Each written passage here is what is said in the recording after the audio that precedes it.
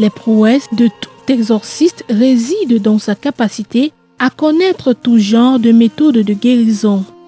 Maintenant, voyons un peu comment adapter un contre-envoûtement sur les 3 catégories d'envoûtement. En général, les envoûtements mineurs sont faits avec les éléments de la terre. On attrape ces sorts en le traversant. Comment faire un contre-envoûtement? Si par exemple on vous a lancé le zona, on vous a lancé par exemple une attaque qui va paralyser vos pieds, ou alors vous avez traversé des maléfices qui ont fait en sorte que vos pieds ont gonflé et commencent à pourrir. Qu'est-ce qu'il faut faire dans ce cas-là? Il faut simplement mettre du sel sur ses pieds. Quand je dis sous ses pieds, ça ne veut pas dire que vous les mettez sur les blessures ou alors sur les endroits où vous êtes malade. Vous mettez une masse de sel sous vos pieds. Donc vous mettez une masse de sel et vous montez dessus. Une fois que vous êtes dessus, vous faites une incantation de choc en retour. Ça veut dire quoi? Ça veut dire que vous dites par exemple, je suis un tel, je souffre de ceci ou de cela. La personne qui m'a envoyé ceci ou cela le ressent dans son corps. C'est simple.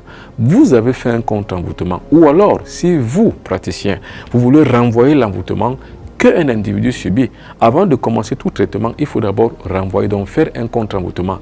Car le contre-envoûtement est le prémisse de tout traitement spirituel et de tout exorcisme. Dans la deuxième catégorie, l'envoûteur fait des incantations qui enveniment la vie de la victime qui est troublée.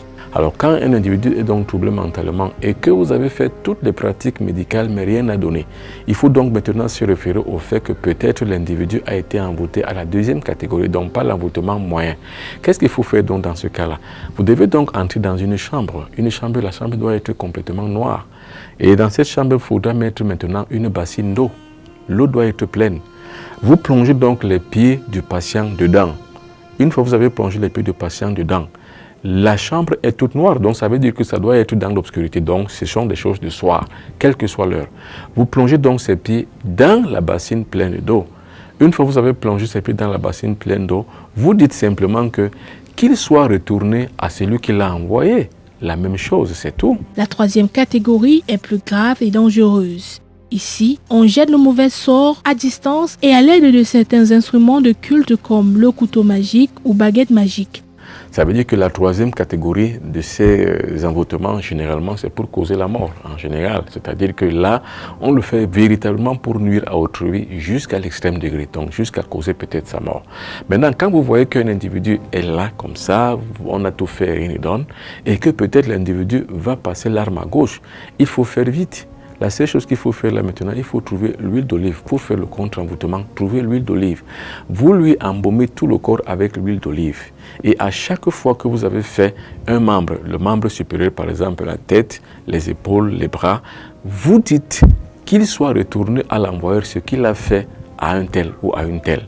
Vous prononcez son nom. Vous faites également des membres inférieurs, donc les pieds. Vous dites pareil, qu'il soit retourné à celui qui l'a envoyé le même mal. Et vous faites également sur le torse.